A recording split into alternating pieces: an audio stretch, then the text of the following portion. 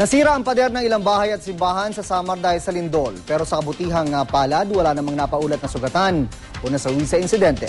Mayulat on the spot si Salima Refran. Sam? June, insak pa rin ang mga taga rito sa Samar sa malakas na lindol na yumalig sa kanila kagabi. Nasa intensity 7 nga ang pagyanig sa naramdaman sa bayan ng Giwan na pinakamalapit sa epicenter ng lindol.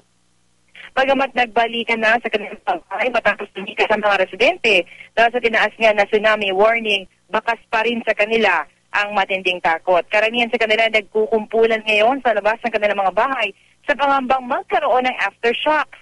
Wala ring kuryente sa buong northern at eastern Samar at ilang bahagi ng western Samar. Ang ilang mga inang nakausap ko hindi napigilang maluha ng alalahanin ng takot at pag-iyak ng kanilang mga anak sa paglindol.